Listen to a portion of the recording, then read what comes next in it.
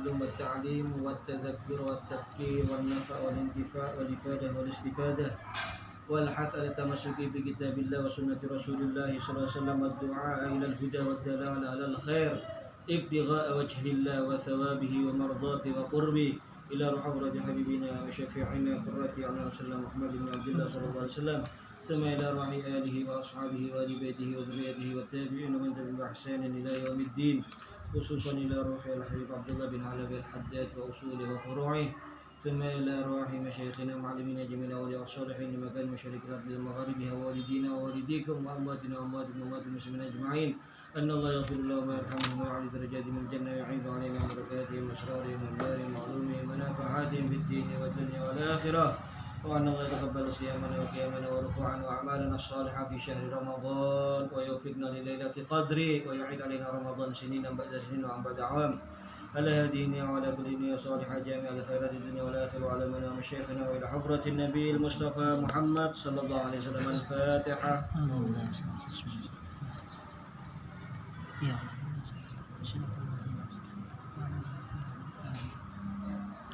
صراط الذين أنعمت عليهم. Assalamualaikum warahmatullahi wabarakatuh. Alhamdulillah Al-Wahid Al-Qahhar Al-Aziz Al-Ghaffar Mudabbir Al-Umur wa Muqaddir Al-Aqdar wa ashhadu an la ilaha illallah wahdahu la sharika lah wa ashhadu anna sayyidana Muhammadan abduhu wa rasuluh. Allahumma salli wa sallim wa barik wa karrim ala al-Mustafa al-Mujtaba al-Mukhtar Habibina wa syafi'ina qurrati a'yunina nuri qulubina Muhammad wa ala alihi wa ashabihi al-abrar wa ala tabi'ina wa man tabi'ahum bi ihsan min yaumina hadha ila yaumi liqa'il malikil jabbar. Amma ba'd. Rabbi shrah li sadri wa yassir li amri wahlul 'uqdatam min lisani yafqahu qawli. Para pemirsa yang dirahmati Allah Subhanahu wa taala, alhamdulillah di bulan yang mulia, bulan Ramadan, dan di 10 malam terakhir, tepatnya malam hari ini kita berada di malam 22 Ramadan dan kebetulan malam Jumat. Alhamdulillah kita dipertemukan walaupun tidak secara langsung dalam majelis ilmu, majelis yang sangat agung dan sangat mulia. Salawat serta salam kita haturkan, kita hadiahkan kepada manusia yang wajib untuk kita taati, yang jika kita patuh dan taat kepada beliau, maka surga yang akan menjadi tempat kita. Junjungan kita Nabi besar Muhammad sallallahu alaihi wasallam. Malam ini melanjutkan pembahasan tentang sholat sunnah, dan ini mudah-mudahan menjadi ilmu atau menjadi bekal bagi kita, bukan cuma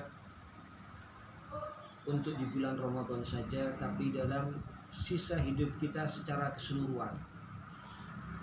Mudah-mudahan kita bisa selalu istiqamah selain mengerjakan sholat 5 waktu, juga mengerjakan sholat sunnah yang sangat dianjurkan oleh Nabi kita Muhammad SAW, dan akan sangat membantu kita kelak di saat yang pertama kali dihisab di hadapan Allah, sholat 5 waktu kita. Kemarin saya sudah menjelaskan tentang ar-rawatib qabliyah dan ba'diyah. Selanjutnya malam hari ini dijelaskan oleh Al-Habib Abdullah bin Alawi Al-Haddad dari kitab An-Nasaihud Diniyah wal Wasaya Al-Imaniyah yang kita baca. Wa minal muta'akkadi fi'luhu wal muwadhabatu alaih salatul witri. Di antara salat sunnah yang sangat ditekankan untuk dikerjakan dan kita rutin atau kontinu mengerjakannya, yaitu sholatul witri, sholat witir. Qala Rasulullah SAW, Nabi SAW bersabda, Innallaha witrun yuhibbul witra fa'autiru ya ahlal Qur'an. Allah subhanahu wa ta'ala itu witir, ganjil. Esa, satu itu ganjil. Maka Allah itu menyukai segala sesuatu yang ganjil. Fa'autiru, maka kerjakanlah sholat witir, wahai ahlil Qur'an. Wa kullu muslimin yu'addu min ahlil Qur'an. Dan setiap orang muslim itu dia termasuk ahlil Qur'an. Kenapa kok setiap muslim dikatakan ahlil Qur'an? Berarti yang dikhitab, yang ditekankan untuk mereka ini mengerjakan sholat witir seperti dalam hadis tadi. Karena li'annahu mu'minun bihi, karena yang dikatakan orang mukmin, muslim, berarti dia beriman dengan Al-Qur'an. Wa mutalabun bil amali bima fihi, dan dia dituntut untuk mengamalkan kandungannya Al-Qur'an. Jadi yang dimaksud ahlul Qur'an ya umat Islam. Sesungguhnya Allah itu witir, ganjil, suka dengan segala sesuatu yang ganjil. Maka kerjakanlah sholat witir, wahai ahlul Qur'an, wahai umat Islam, wahai setiap muslim. Gampang-gampangnya seperti itu. Dalam hadis yang lain Nabi SAW bersabda, wa qala alaihi salatu wassalam, al-witru haqqun faman lam yutir falaysa minni. Witir itu hak, maka barang siapa yang tidak mengerjakan sholat witir bukan termasuk daripada golongan kami. Oleh karena itu sebagian madhab itu ya, dari hadis ini sampai Nabi menyatakan bukan golongan kami, seakan-akan gak diakui umatnya sama Nabi. Sebagian madhab itu sampai menyatakan sholat witir ini bukan cuma sunnah tapi wajib. Oleh karena itu mari kita berusaha sekuat tenaga istiqomah sholat witir. Jangan cuma Ramadan saja, walaupun di luar Ramadan sholat witir kalau bisa. Wa aktsaru sholatil witri 11 rakaah. Paling banyaknya sholat witir itu 11 rakaat. Wa aqalluha rakaatun wahidah. Paling sedikitnya 1 rakaat. Tapi wala yang bagil iktisaru 'alaiha. Ya, sangat dianjurkan untuk tidak hanya 1 rakaat. Jadi tidak sepatutnya hanya sholat witir cuma 1 rakaat. Wala ba'sa bil iktisar ala salasin. Ya, yang tidak apa-apa itu al-iktisar ala salasin. Sholat witir ya, kalau nggak kuat 11 paling tidak berapa? Paling tidak ya 3 rakaat. Paling tidak 3 rakaat. Karena 3 rakaat ini termasuk adnal kamal, paling sedikitnya kesempurnaannya sholat witir 3 rakaat. Kalau mau al-akmal paling sempurnanya berapa tadi? 11 rakaat. 11 rakaat. Wa man autara bi salasin kana al-mustahabbu lahu ay yaqra'a fil ula ba'dal Fatihah sabbihisma rabbikal a'la. Kalau ada orang mau sholat witir 3 rakaat, ya kalau kelasnya kita kayaknya 3 rakaat ini ya. Kalau mau disuruh 11 ini berat ya, 3 rakaat istiqomah alhamdulillah. Cuma kalau bisa Ramadan sebetulnya harus beda kalau bisa. Kalau di luar Ramadan 3, kalau Ramadan 11. Kalau Ramadan ini semangat ibadah luar biasa. Seperti saya sampaikan kemarin, setannya kesing dicancang. Benggolane setan dicancang, makanya ibadah untuk cakang di Ramadan. Oleh karena itu kalau bisa, kalau Ramadan witirnya 11 supaya beda dengan di luar Ramadan. Kalau nggak Ramadan ya 3 nggak apa-apa, alhamdulillah, timbang 12. Kalau orang yang mau witir 3 rakaat, nah, kalau witirnya 3 rakaat, sunnahnya rakaat pertama setelahnya Fatihah baca surat Sabbihisma Rabbikal A'la. Rakaat kedua, Qul ya ayyuhal kafirun. Kemudian yang 1 rakaatnya Satu rakaatnya, yang rakaat ketiganya Qul huwallahu ahad, ya. Kemudian Qul a'udzu birabbil falaq dan Qul a'udzu birabbin nas. Ya, jadi paling tidak 3 rakaat tadi baca apa? Sabbihisma, Qul ya.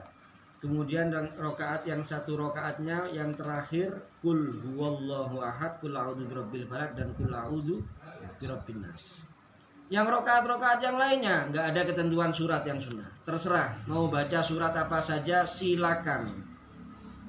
Ya kalau bisa yang dibaca, ya, yang sebelumnya 3 rakaat terakhir itu kalau bisa yang dibaca misalnya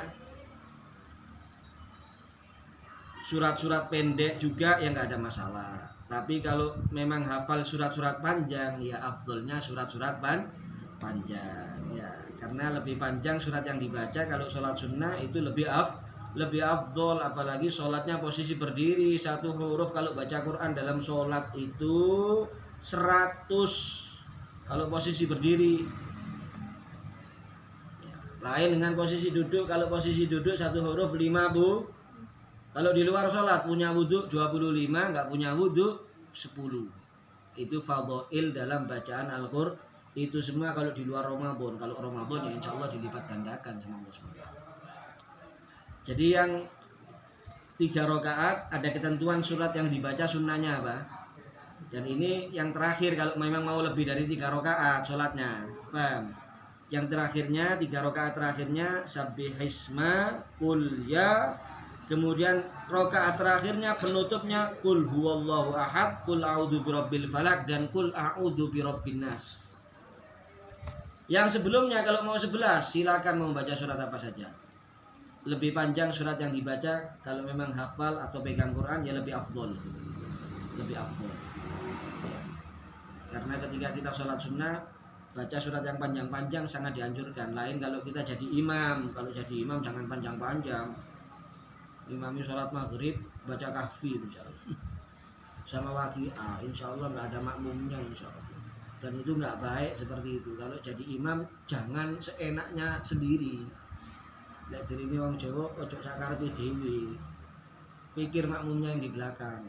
Ya mungkin ada orang tua, mungkin ada yang sakit, mungkin ada yang punya hajat dan lain-lain. Lah kalau misalnya 11 rakaat. 11 rakaat ini yang afdol 2 rakaat salam. Namanya fasl. Kalau mau disambung semua 11 rakaat dengan 2 kali tasyahud ya, atau dengan 1 kali tasyahud langsung terakhirnya tok 1 kali salam ya nggak apa-apa. Tapi afdolnya yang mana yang lebih afdol? Setiap 2 rakaat salam itu lebih afdol.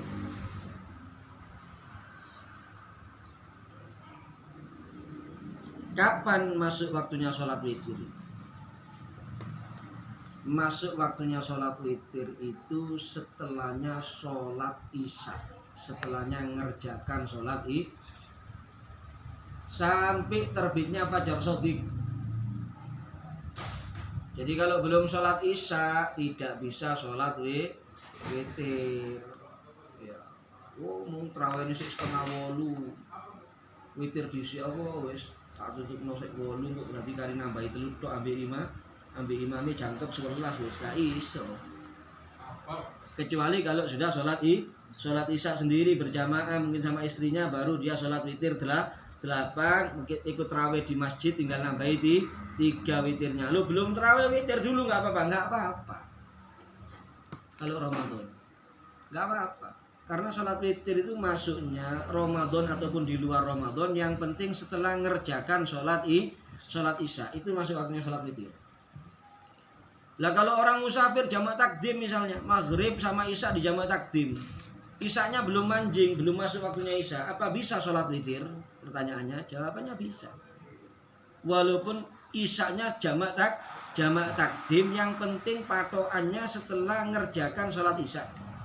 Kalau sudah ngerjakan sholat isya maka dia sudah bisa melaksanakan sholat witir. Sampai kapan akhirnya terbitnya fajar shodiq? Cuma wal itaru min akhiril lail afdol. Ya, sholat witir ini kalau bisa dikerjakan akhir lail, jadi penutupannya sholat, afdol itu lebih utama. Dengan catatan liman kanat lahu ada fil qiyam, bagi orang yang memang istiqomah biasa qiyamul lail bihaitsu la yafutuhu illa nadhira, jarang telat kalau qiyamul lail. Nah, itu enggak masalah, dia sholat witirnya diakhirkan tengah malam waktu bangun tidur tadi, itu tahajud, itu sholat witir penutupnya. Itu afdol. Ya. Tapi waman laisa kadzalik fa itaruhu qabla ayyanam khairun lahu wa ahwat.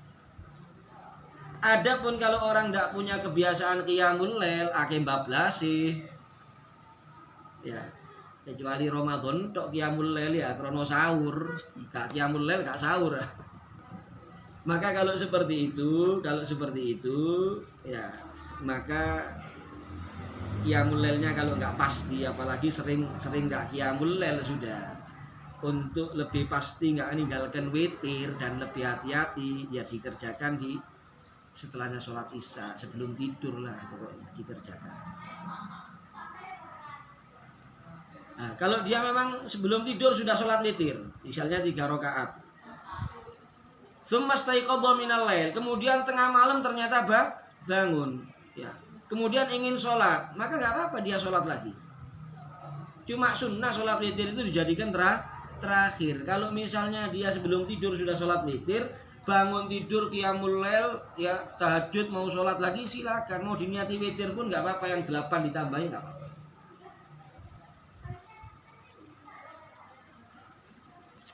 Cuma witirnya cukup yang tadi sudah, nggak usah witir lagi 1 rakaat lagi, ya. Karena tidak ada 2 witir dalam satu malam, yang 1 rakaatnya sudah tadi itu ganjil, ya. Kemudian selanjutnya, selain sholat witir yang sangat dianjurkan juga, wa minas sunnah al-muhafadzatu ala sholatid duha. Termasuk yang juga dianjurkan yaitu al-muhafadzatu ala sholatid duha, menjaga sholat duha. Biasanya sholat duha ini umat Islam lebih perhatian, ya, lebih istiqomah, karena masyhurnya sholat duha ini melancarkan rizki. Biasanya urusan rizki ini cakang banyak, ya, urusan rizki cakang, subhanallah. Dan ini memang sangat dianjurkan sholat duha ini. Wa aqalluha rakaatan, paling sedikitnya sholat duha itu 2 rakaat. Wa aktsaruha 8 rakaat, paling banyaknya 8 rakaat. Wa qila 12. Sebagian lagi berpendapat paling banyaknya bukan 8 tapi berapa? 12 rakaat. Jadi ada khilaf. Minimalnya berapa? 2 rakaat. Wa fadluha kabirun, keutamaannya sholat duha ini sangat besar. Oleh karena itu sesibuk apapun, kalau bisa jangan ditinggalkan sholat duha.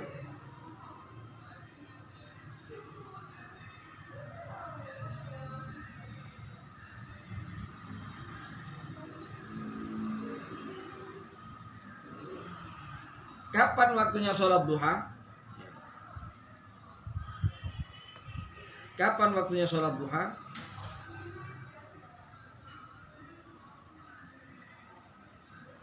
Waktunya sholat duha disebutkan minir tifa isyamsi qadra rumhin ila zawal, yaitu mulai naiknya matahari seukuran tombak. Jadi ketika matahari terbit sudah naik kira-kira seukuran tombak. Jadi setelah terbit pertama muncul kira-kira kurang lebih 16 menit. Ila zawal, sampai tergelincirnya matahari. Itu waktunya sholat duha. Jadi sebelum manjing dhuhur, sebelum matahari tergelincir, masih bisa ngerjakan sholat duha.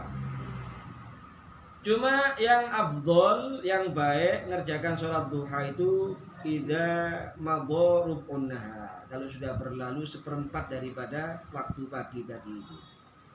Jadi mulai terbit matahari sampai zuhur kalau sudah berlalu kira-kira seperempat dari waktu pagi sampai siang tadi berlalu seperempatnya baru kita kerjakan sholat duha. Itu cuma afdolnya saja, tapi masuk waktunya kapan? Terbitnya matahari naik seukuran tombak. Jadi setelah terbit kira-kira 16 menit sudah, monggo silakan kalau mau mengerjakan sholat duha daripada nanti kebablas.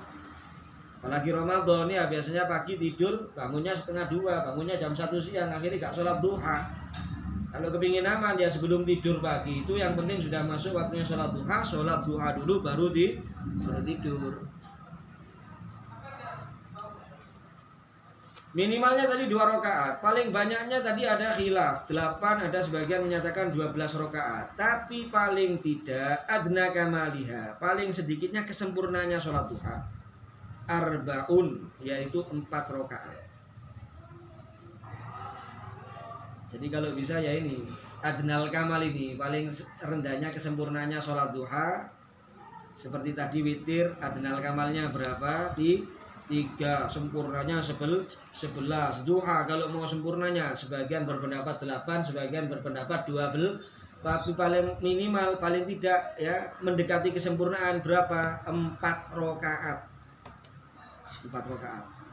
Lah kalau 4 rakaat apa yang dibaca kalau 4 rakaat? Kalau 4 rakaat sunnahnya yang dibaca rakaat pertama wasyamsi wa buhaha. Rakaat kedua yang dibaca wadduha, karena ada hadis diriwayatkan Al-Baihaqi seperti itu yang dibaca.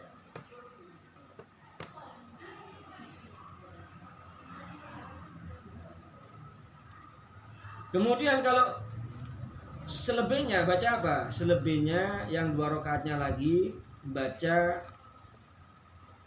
Al-Kafirun sama Al-Ikhlas.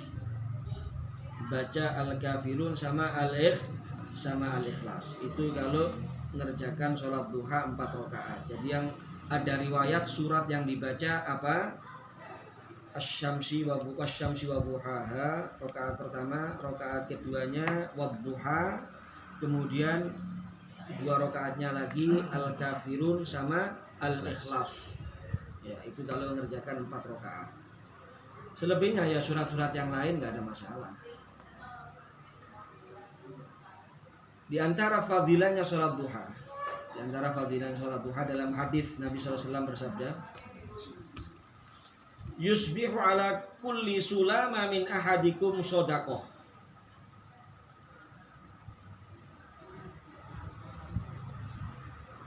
Wa kullu tasbihatin shadaqah. Wa kullu tahmidatin shadaqah, wa kullu tahlilatin shadaqah, wa kullu takbiratin shadaqah, wa amrun bil ma'ruf shadaqah, wa nahyun 'anil munkar shadaqah, wa yujzi'u min dzalika rak'atan yarka'uhuma minad duha.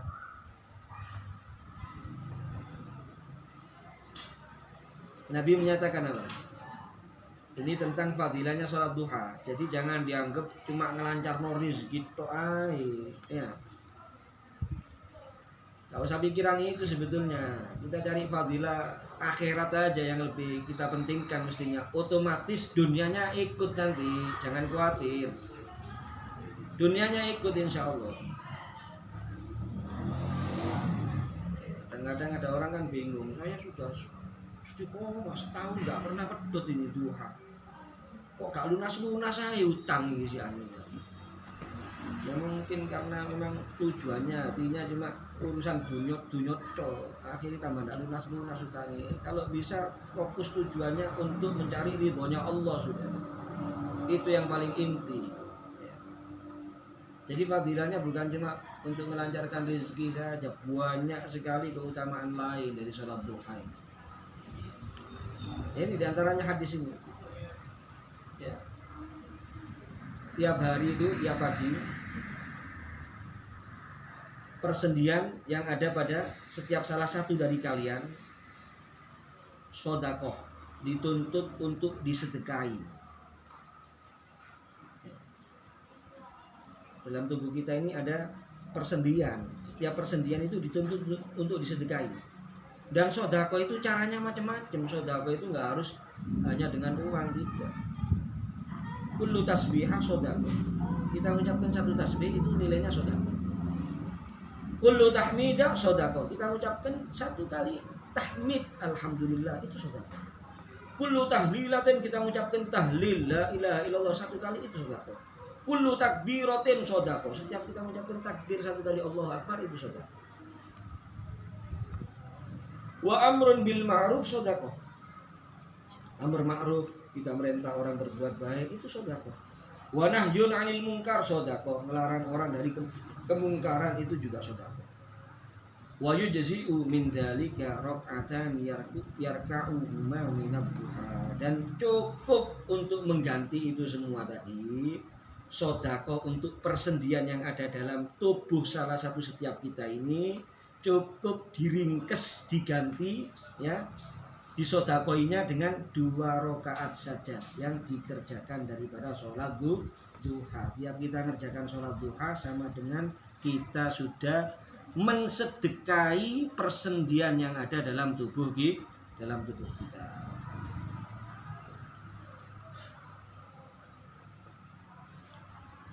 Wa qala alaihi salatu wassalam man hafadha ala syuf'atid duha ghufirat lahu dhunubuh walau kanat mithla zabadil bahr. Barang siapa yang menjaga 2 rakaat, syuf'ah di sini ay rakaatan, 2 rakaat dari salat duha, istiqamah, ghufirat lahu diampuni bagi dia dhunubuh dosa-dosanya. Dan sebagaimana yang saya terangkan sebelumnya, yang bisa diampuni dengan perbuatan semacam ini, amal soleh, kebaikan adalah dosa-dosa kecil. Kalau dosa besar harus taubatan nasuha, syarat-syaratnya sudah saya terangkan kemarin. 2 rakaat daripada sholat duha, kalau orang itu jaga istiqomah, diampuni dosa-dosanya walaupun seperti busa yang ada di lautan. Dosa kecilnya seperti busa di lautan, dengan 2 rakaat sholat duha dihapus sama Allah, bersih sudah, tak punya dosa. Kemudian as-sulama ay al-mifsal, persendian dalam tubuh manusia ini ada berapa? Kan tadi tiap hari ini kalau dalam hadis ini dituntut sedekah mestinya kita ini. Ya, persendian kita ini ya disedekahi lah sebagai ungkapan syukur kepada Allah Subhanahu wa taala. Walaupun jelas Allah nggak minta itu.